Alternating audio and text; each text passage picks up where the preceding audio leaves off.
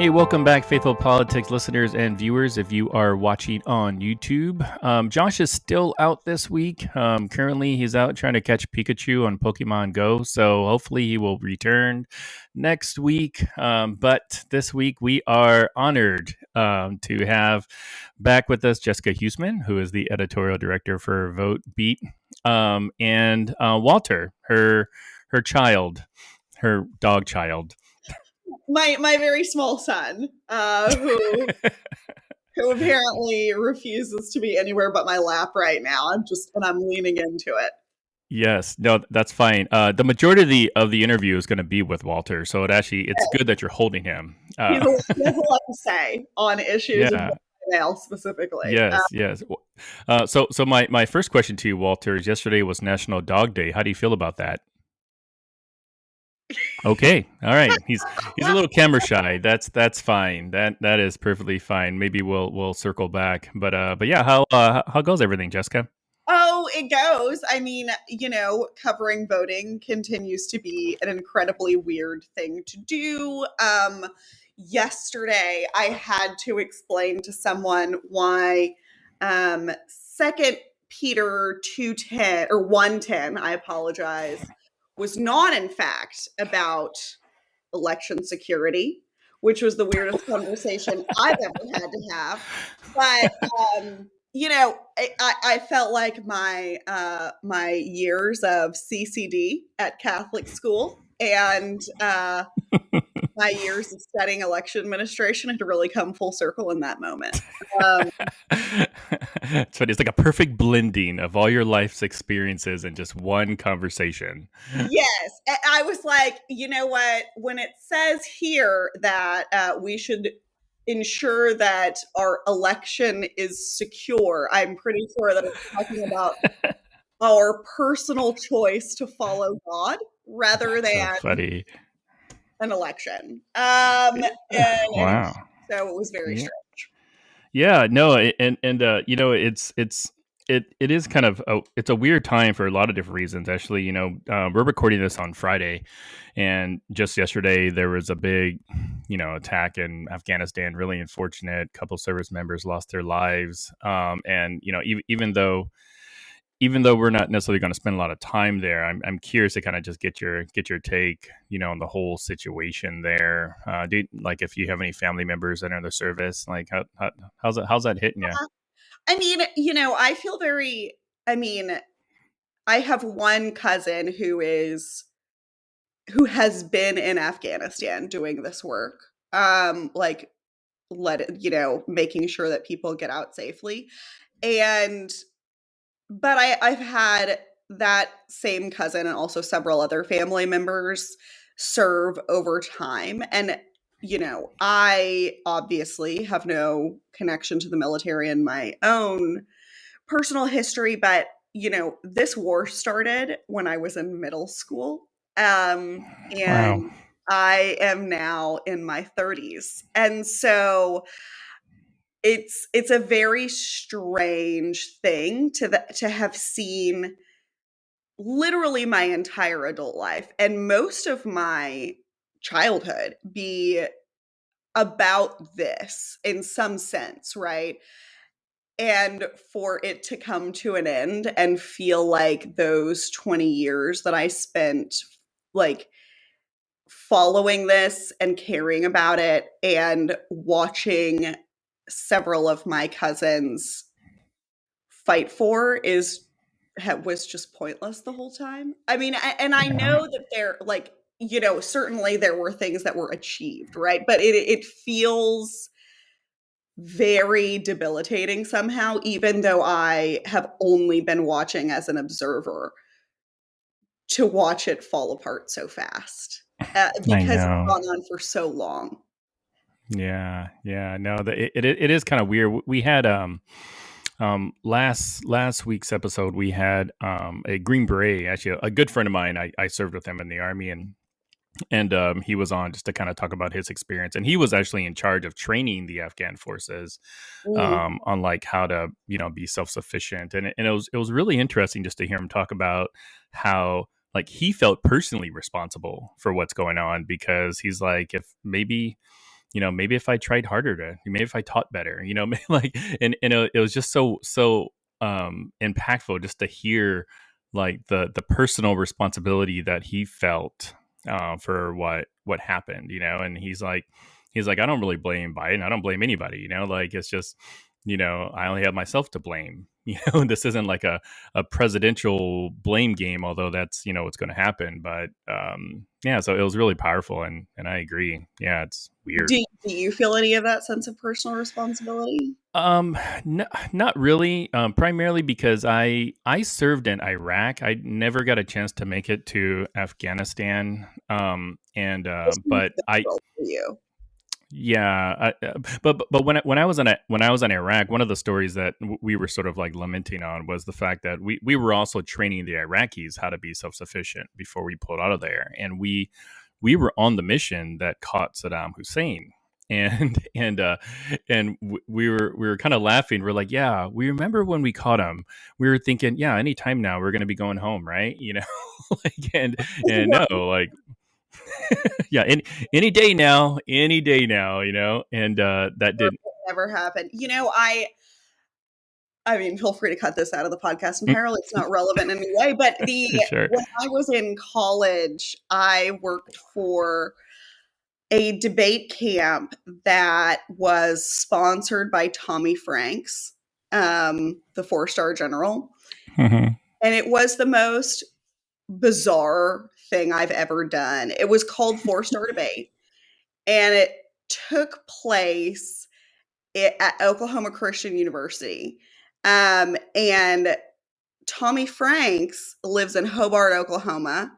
And so he made all of the kids at this camp who were like 15 and 16 go to his leadership museum in Hobart, which is about himself. It's like the Tommy Franks Leadership Museum, and like do this dumb stuff all day. And so I've been to, as a result of working for this camp all through college, I've been to this museum like 6 times. And it is just a museum in which like Tommy Franks like has displayed his old report cards and done like various strange exhibits. And one of them, I kid you not, I walked in the first time. I think I was 20 when I first saw this, and I was like just stared at it for a while, because I think at 20 I didn't really like understand the full impact of it. I was just like, this is the weirdest thing anyone's ever made. And it was the bomber jacket that George W. Bush had given him Mm-hmm. in the days before, I guess, the invasion of Afghanistan at Camp David. And then also a TV that showed the planes running into the towers on loop. And Wow. it was in front of that TV that he would tell this like dramatic story about how like Donald Rumsfeld called him and he was like, what do we do? And he was like, we invade Afghanistan. And so like that is my only personal connection to Afghanistan, is like that. And it's a weird Yeah. one to have. And so as I'm watching all of these horrible images of Afghans like scrambling to get out, and I'm just like sitting there thinking about him being like, Afghanistan, we must go, like in front of a bomber jacket and a loop. Uh-huh.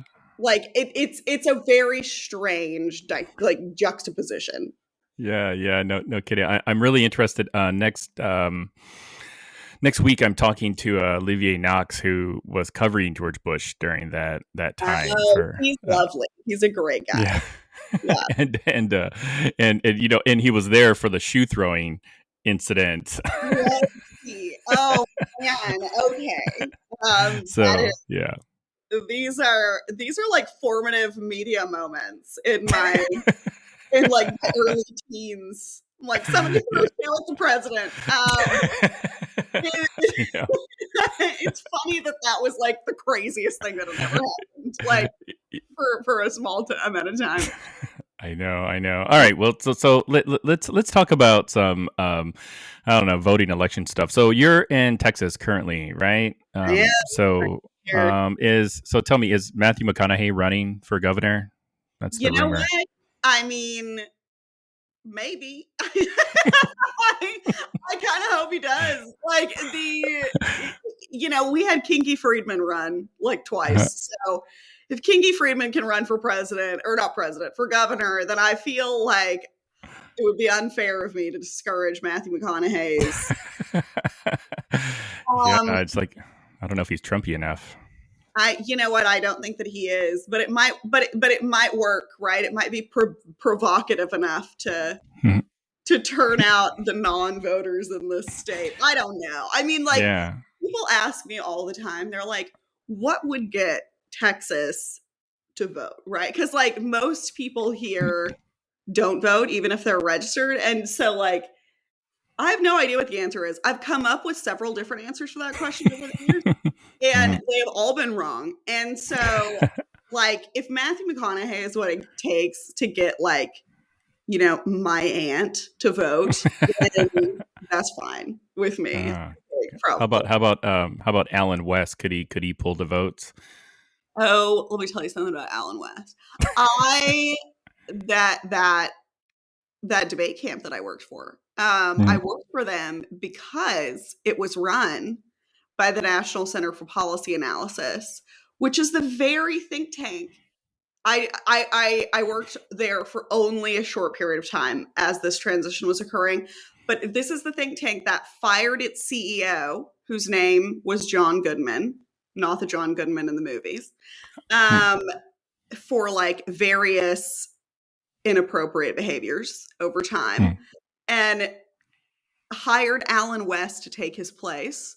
Alan West drove this tiny think tank into the ground in a period of 2 years, and they are now suing him. And so when people are like, should Alan West run the state of Texas? Like, he couldn't even run a think tank in Dallas. Like, there are no think tanks in Dallas. There's just one, right? It's like, it doesn't take that much to be like think tank in Dallas. And somehow he like ballooned their debt to $2 million or something. So anyway, he's a fascinating man, and Texas is going to do great things in the future. I can feel it. All right. Okay. Well, what about and so in Virginia, I just saw this recently. I don't know if you had a chance to take a look at it. The Republican Party of Virginia just announced that they're suing the Virginia State Board of Elections because Terry McAuliffe didn't sign his declaration of candidacy filed by the Democratic gubernatorial person that's running. Have you heard about this? Vaguely, and it's so stupid. I mean, like, they may technically be right on the merits, but like, why do this? This is so dumb. Anyway, yeah, I feel like this is what politics has become. Like, this is what elections have become. Like, we're not willing to just sort of good faith make assumptions that everyone is doing what they should do. Like, we have to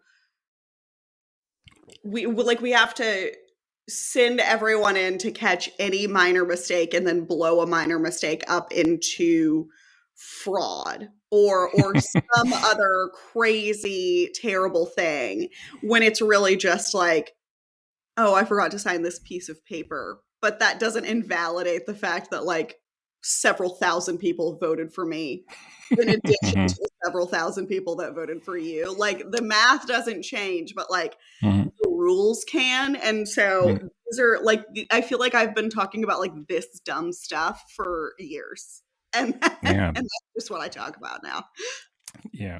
It's kind of weird. Like, when I read that, I was thinking to myself, if Terry McAuliffe wins in Virginia, which he probably will. I mean, rumor has it that Bill Kristol is going to be endorsing him soon, which is a really weird endorsement. But hey, more power to him, Like, and I can see it now. I can see like the Amanda Chases of Virginia, coming out and saying it's a fraudulent election.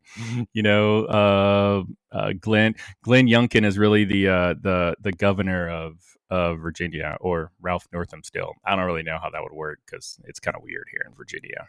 It is weird. It's very weird. I mean, it's this happens all the time. Like you would be surprised that like a lot of what I end up like worried about is the like small period of time in between like when you announce your candidacy and when the votes are cast, because in that time like it almost never makes the news because these fights are so dumb, but like in that intervening time, the people who file paperwork at the county clerk's office or the state secretary of state's office, depending on the level of government, are like looking at every piece of paperwork the other candidate files to see any problems with it. I mean, so it surprises me that there was a signature missing at all, because this has been kind of like a long running tango that everyone in local politics has been doing for years. It's just like obsessively reading every document their opponent files to find a problem with it.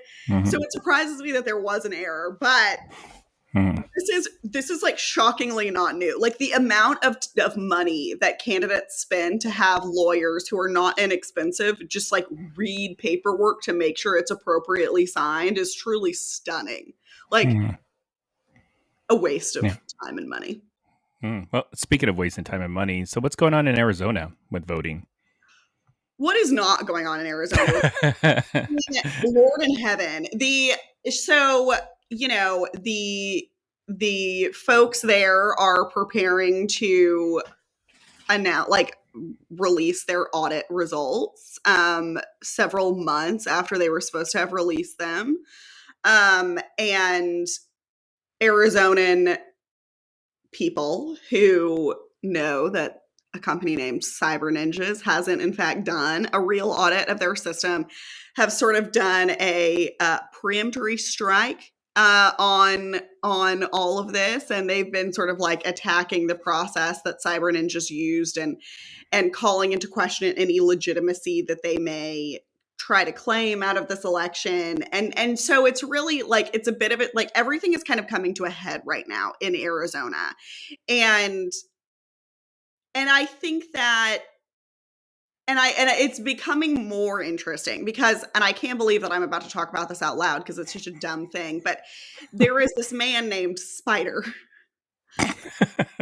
which is something that I said. And I would also like to make clear that this is Spider with a Y. Okay. So that makes it even worse. Okay. Is like, he claims to be, although I don't know who the hell this man actually is, claims to be some sort of cybersecurity expert and had worked with the Sidney Powells of the world and the cyber ninjas of the world to like help make these audits happen. And a couple of days ago, in the middle of the night, right? Like, I think it was probably like 11 p.m. in Arizona at the time that this happened. I don't know where this man is supposed to live, but in Arizona, it was 11 p.m. He's like, starts tweeting and he's like, I'm Spider and here's what I have to say. And it's this cascade of a Twitter thread that I am like still up and working on a Texas story at this time. And I start getting text messages. Again, this is like midnight my time. I start getting text messages from like the weirdest people, like a guy who worked in cybersecurity for elections at the Trump administration. And then also like the former Secretary of State for Maine.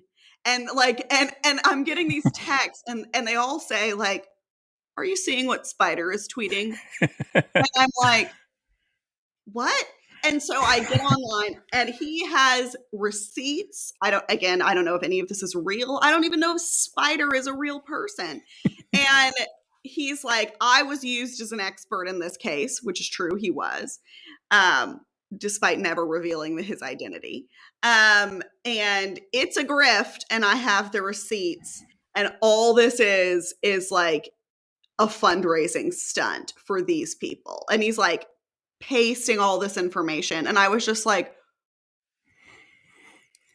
What's happening? Are y'all about to keep each other alive? Could this go away soon?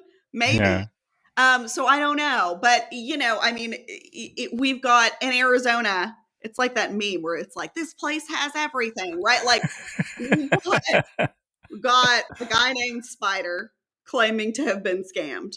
We have a set of Senate Republicans who hired a company named Cyber Ninjas. We have Cyber Ninjas. There are Bamboo. There is like, I don't know, rat droppings from the North Koreans or something in the ballot box. Like what there everything has happened. There's a clown, right? Like there's like a literal clown. There was a circus at one point. Like this is the whole like what's happening in Arizona, what is not happening in Arizona. It's the Wow. place on earth right now. And the It's worst place. kind of like Arizona is like a scene from Lost, if you've ever seen that show. And it's like you don't really know what's going to happen. You just kind of know something's going to happen, and it's going to be really fantastical some way Yeah, or another. like almost magic. And like in this case, it's just like horrible, bad, you know. Yeah, yeah, and the cyber ninjas, just so I can kind of like put it in context. Is it cyber ninjas are working for the like General Assembly? They're working for like the state. They're Um, working for the Senate, and the Senate Republicans have taken ownership of this. So, like, for simplicity's sake, I will say that they are working for the Senate Republicans. They have finalized whatever audit it is that they have decided to do, although it is my understanding that their attempt to check into the security of the actual hardware itself rather than the counts on is ongoing. But they're under the employ of the Senate Republicans. got it. And so what is the like Arizona Secretary of State or AG's like position on all this? I'm sure they have to have like some opinion, right? Well, it's interesting because so the AG of Arizona is a Republican and has kind of sort of been like, I didn't do this. The Senate has its own subpoena power. You'll have fun. Although has not been helpful when asked to be. So like I don't really know what his position is. But the Secretary of State for Arizona is a Democrat and is like not here for these shenanigans. And so she has, I mean, they're only doing this to one county, which is Maricopa County. There are only 9 counties in the state of Arizona. Maricopa County contains Phoenix, by far the largest county. And so this is about 2.1 million ballots. It is a lot of voting machines, like millions of dollars worth of equipment.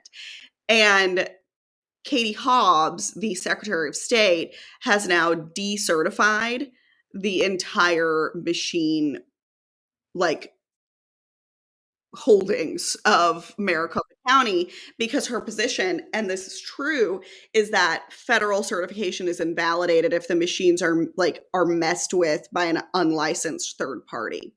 And so they've had these machines, they've been tinkering around with them.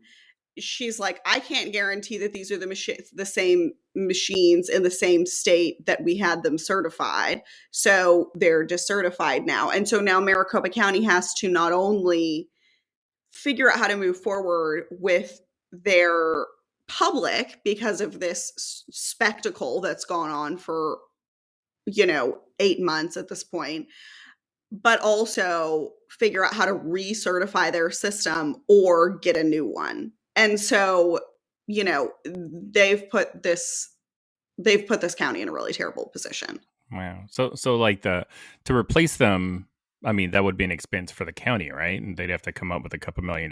And like, what are the odds of that happening? $1 million, and Arizona has recently banned any county from using private donations to fund elections.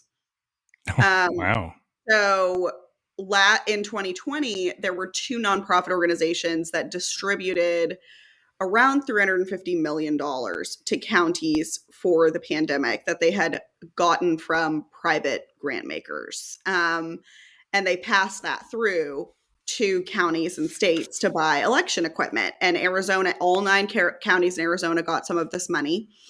Some of them used it to greater effect than others, but they all got some. And now that's illegal. Even though the audit that Arizona Republicans are doing with cyber ninjas is being paid for largely by private donations, election administrators themselves are now banned by state law from doing this.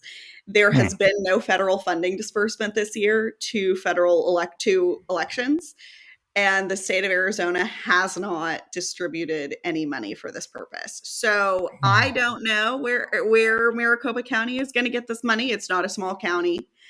They are not struggling financially like a lot of other counties are. So it could be a lot worse than it is, but it is still, and I want to be clear about this, very bad. Wow. I mean, there's an election coming up, right? Like this year, like in November. Like how how's that going to go? I mean, with everything you just said. You know what?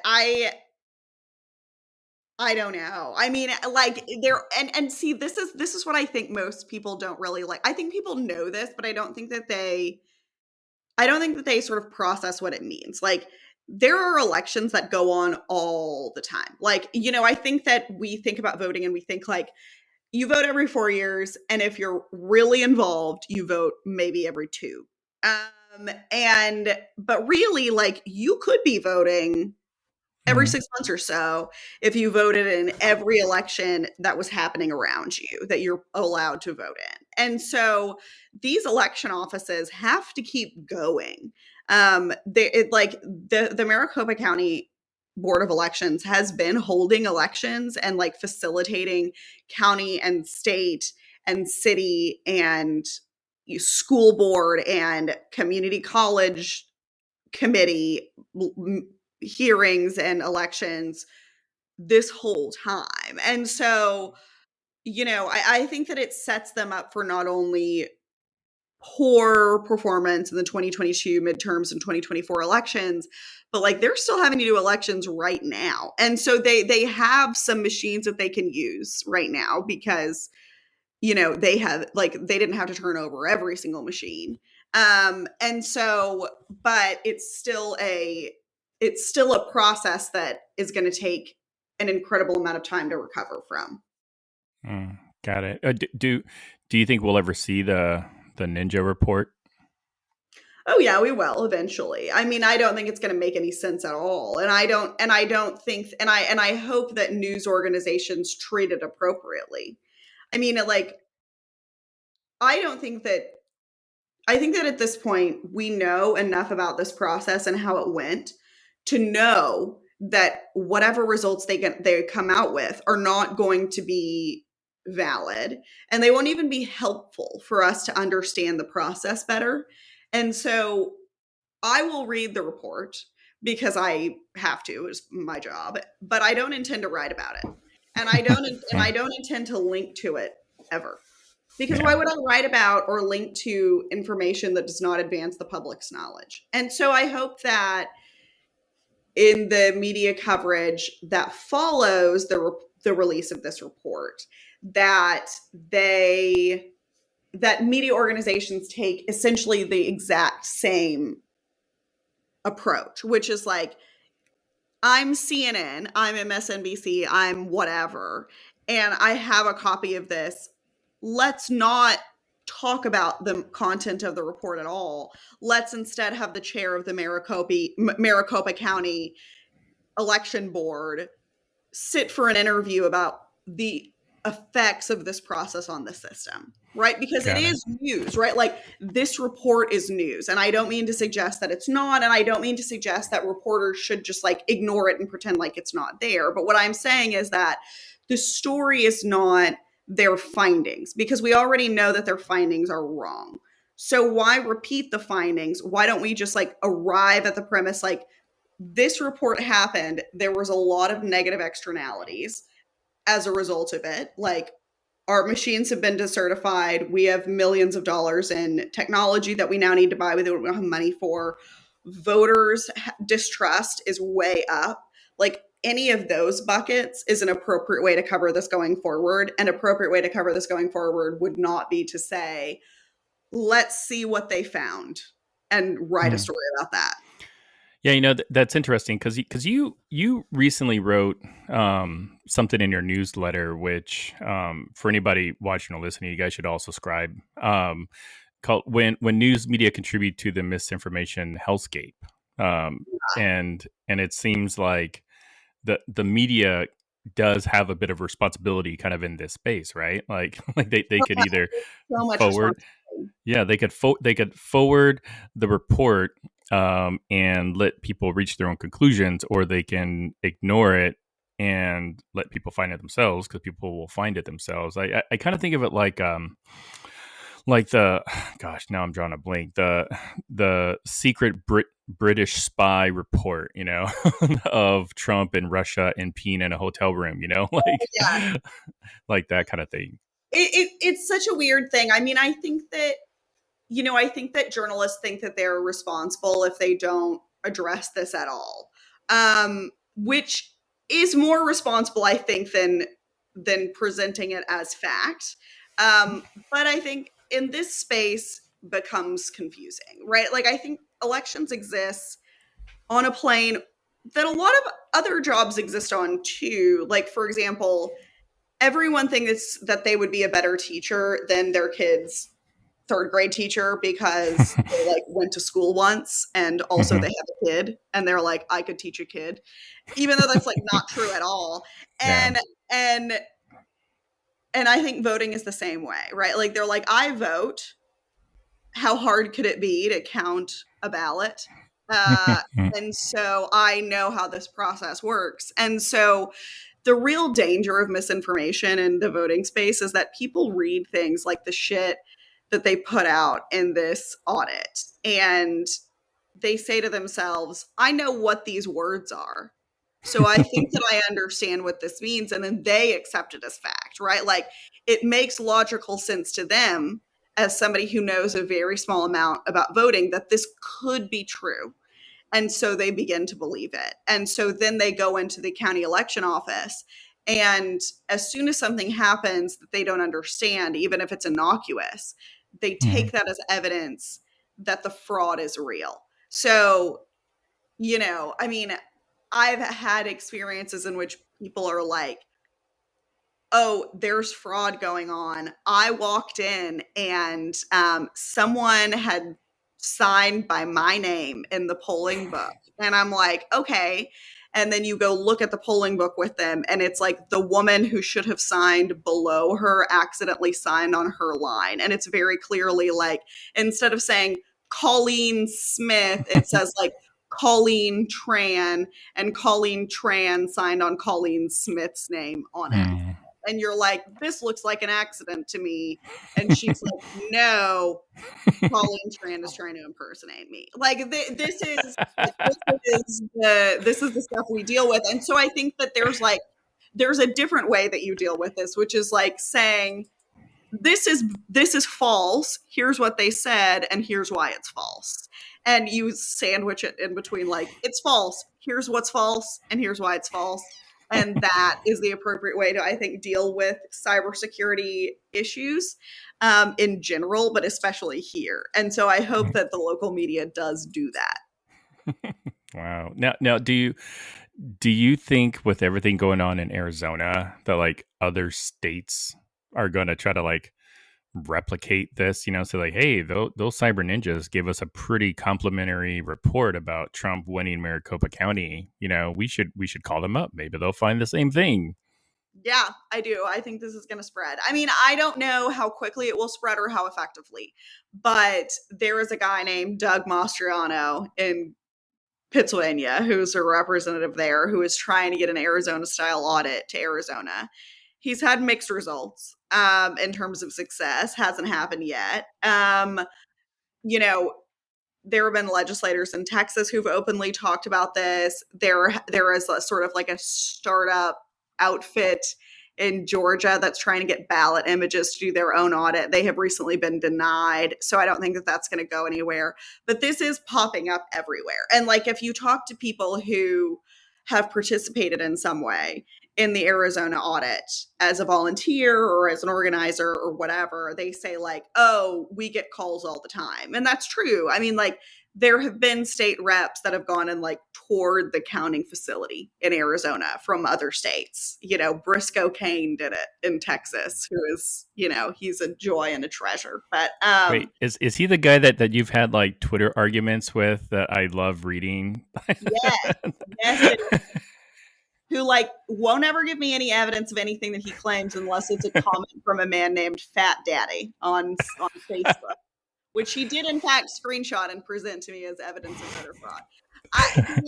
So yes, I mean like the tenure of my reporting in Texas is apparently just like yelling at people in the state capitol and not getting any answers, and then coming back to Dallas, continuing to be frustrated that I receive no answers, and then trying to get them on Twitter. And shockingly, Twitter is a little bit more effective than like knocking on their office door, which maybe is a metaphor for our current state of affairs. Yeah, a very sad metaphor. Yeah. Yeah. So speaking of Texas, the Democrats, I guess, came back home finally. I don't think any of them were arrested. Maybe they were, but they voted, didn't they? Didn't they vote on this very controversial election bill there? Are you following that story? Yes. So they have not voted on the bill, but they have voted to start the floor debate on it, which I believe is going to happen today. And so I would imagine that this bill passes by the weekend. And yeah, and then there's not much anybody's going to be able to do about it. Now, what's so bad about the bill? You know, the things that have made news about this bill, I am not really that concerned about. I mean, like, and I know that sounds very cynical, and let me explain why I mean this. So people have really tried to associate the Texas bill with the bills passed in Florida and Georgia, and they've tried to sort of package them as similarly structured, similarly typed bills. And I think that the motivation for all three bills is definitely the same. But if you take a look at the Georgia and Florida bills, they are far more thematically consistent and logical than the Texas bill. Both of those bills were written in states in which vote by mail was widely practiced, right? Anybody in Florida or Georgia could vote by mail for any reason, and that had been the case for quite a while. In Texas, you cannot vote by mail unless you're over the age of 65.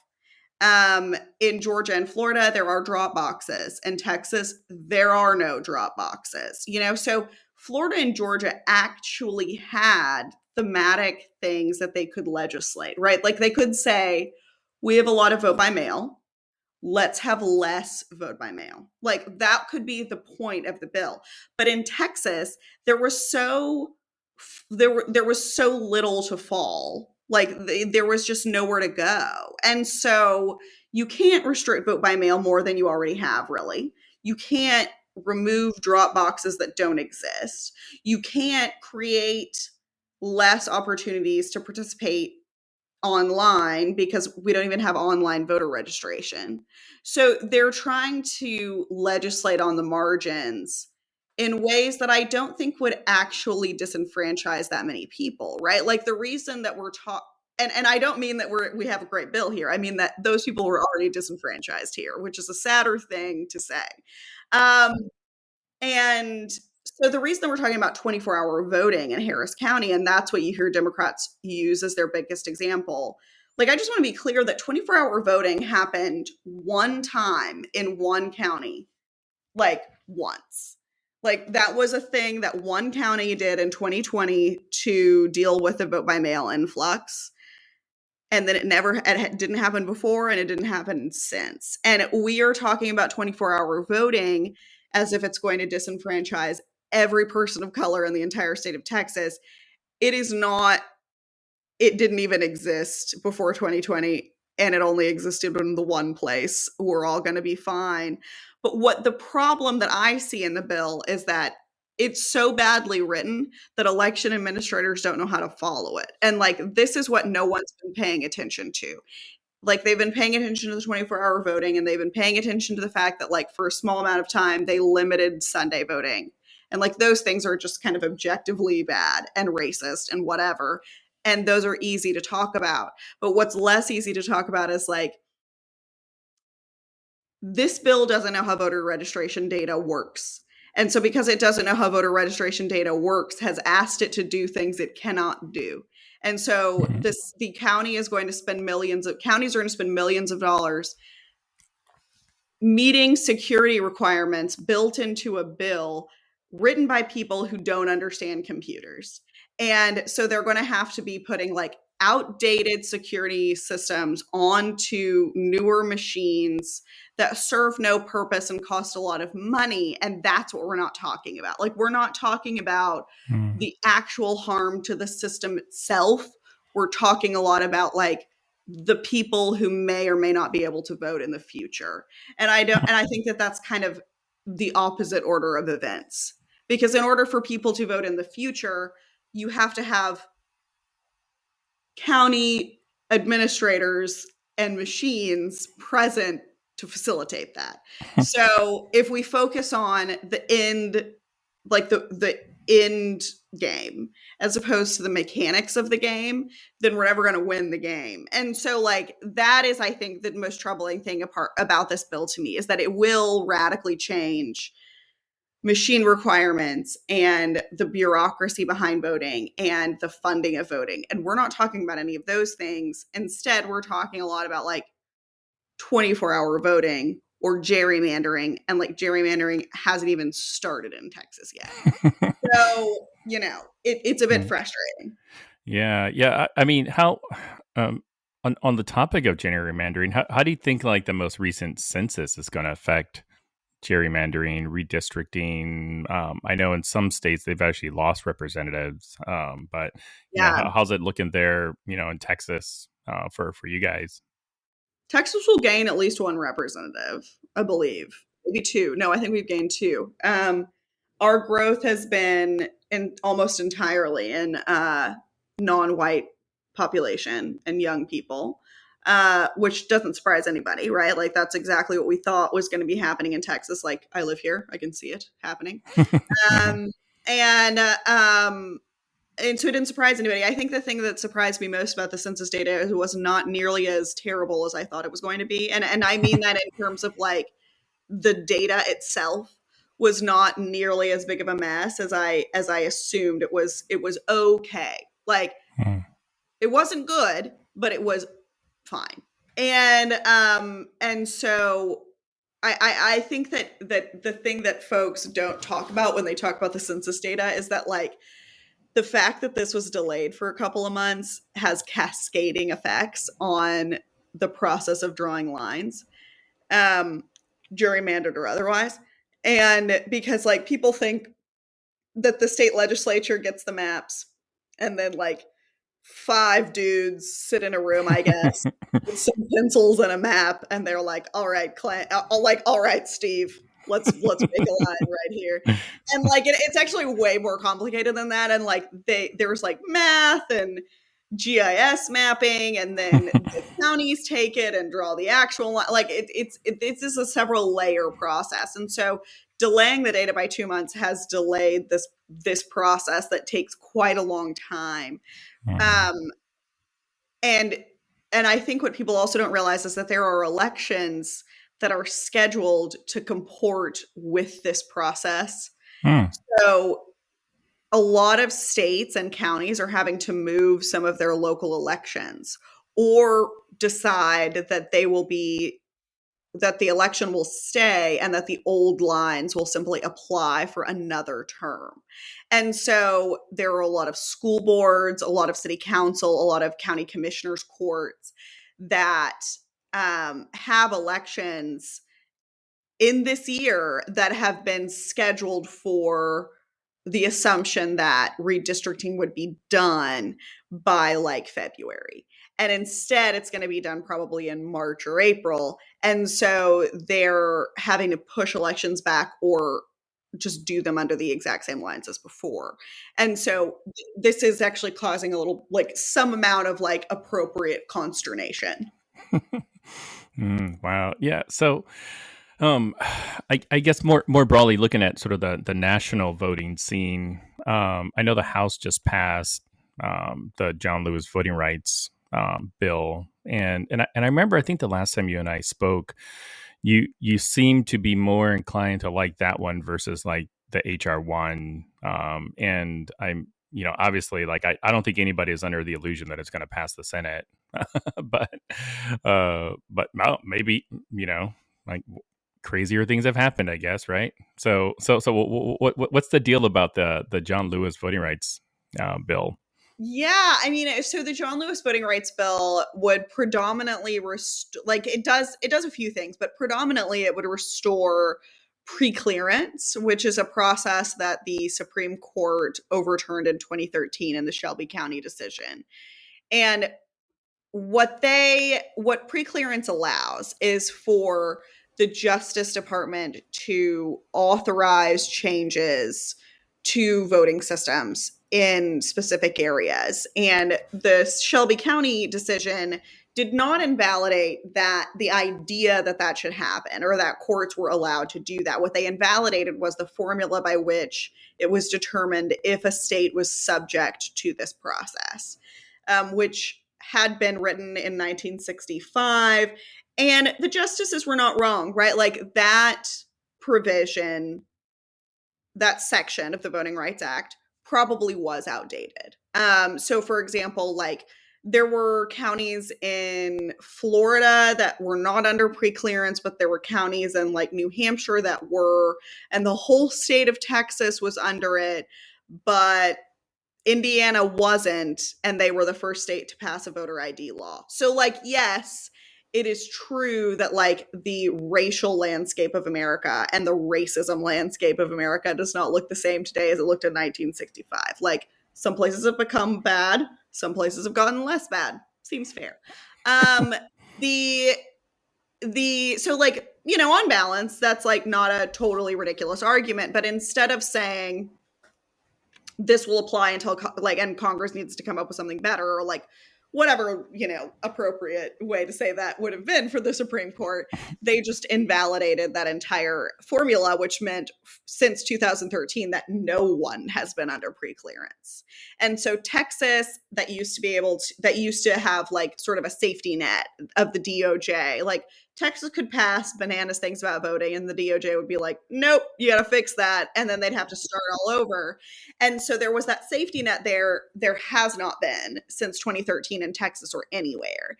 And so this would restore that by sort of substituting in a new formula and restoring the idea of pre-clearance. It also establishes a few other minimums and freedoms that voters should anticipate, but that would be the most clear thing that it does. And I think that the reason that I have said that they should have been making this a priority all along is because it is not prescriptive in any sense, right? Like it doesn't say like the For the People Act or HR1, for example, does, right? Like everyone needs automatic voter registration and it needs to apply to the following offices. Like that is an incredibly specific command to give states. This is instead like make whatever decision you want. The DOJ will intervene if they need to. And that is like far less prescriptive and allows states to kind of carry on without radically changing or spending money on anything, while also providing some measurable level of protection against poor choices. Hmm. Wow. Yes, because it's like I understand everything that you said there, but it's like the way I think the Senate, especially the minority in the Senate, is going to spin it is going to be, like why do we need to change our election systems? For, kind of for the same reasons that a lot of Democrats say, "Hey, Georgia, hey, Florida, why do you have to change your election stuff? After you just had the most, significant, highly turned out, elections ever." And I can see the Republicans kind of saying the same thing about the John Lewis voting rights bill. So like, is there an easy explanation? Yeah, I mean, this is kind of a hard, like, we have to be able to hold two things in our mind at one time, which is that one, the 2020 election in fact was secure and accurate. But the fact that an election is secure and accurate is not the only thing that we need elections to be, right? Like, it is true that it was secure and accurate. And so the second thing we need to hold in our mind is that it was secure and accurate because a lot of people did a lot of stuff that they should never have been expected to do. So it should not have been that two nonprofit organizations had to disperse $350 million to counties in order to make sure that they all had gloves. It should not have been that the federal government had to disperse another $650 million to the states. Like, we're talking about almost $1 billion that had to go from either nonprofits or government and be dispersed down to counties so they could afford to do this election. So when people say, like, well, it was the most secure election ever, you're like, yeah, we put $1 billion into it overnight. So that makes sense to me. Like, my house would be a damned fortress. But like, those things that we bought with that money go away, right? Like, it's not like they bought new voting machines, right? It's not like they bought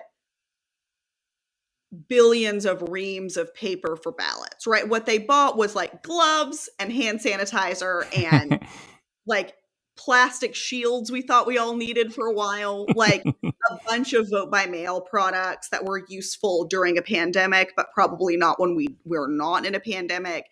And now they're back to having the exact same system that they had before. And so, yes, it was secure. It's a freaking miracle that it was. And now we're back to square one. And so we have to think hard about not only the security and the reliability of the elections, but also about the experience that we want voters to have when they vote. And that sounds like a fluffy thing to be concerned about. We're just like, oh, Jessica really wants people to vote and enjoy themselves. Like, that's true, I do.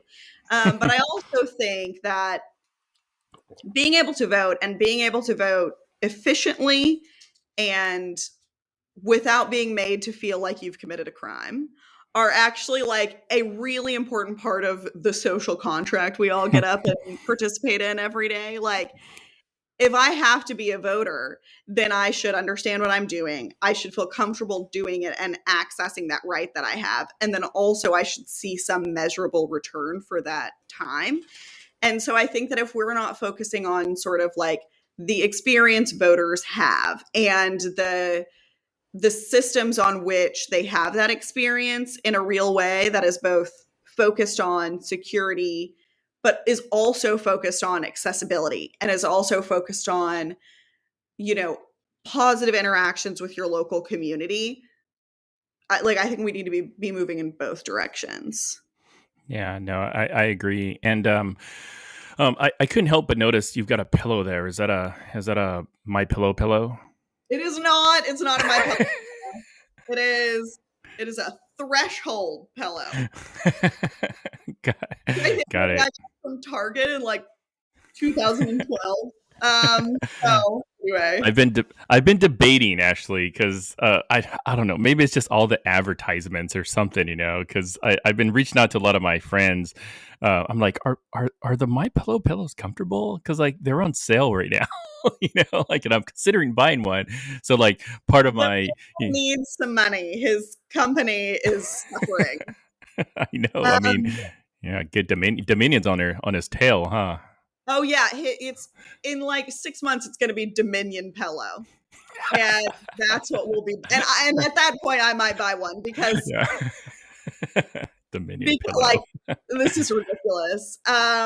What has I'm curious though, like, what's the response been? Should you buy one? Are they comfortable? Yeah, so it's weird. Like, this is going to sound really weird. Most of my Trump supporting friends say they're comfortable. Most of my non-Trump supporting friends say they're not, and they've bought one. And I'm like, Like, have pillows become partisan? like comfort levels on Hilarious. pillow?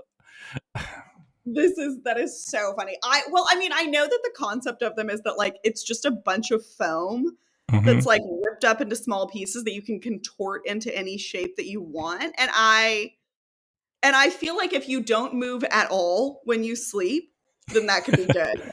But if you're like me and you roll around like, a sock'em bopper or whatever, then I would find myself like choked by my own pillow at some point, probably. I don't know. Yeah. Bad. I'm not gonna buy one. Yeah.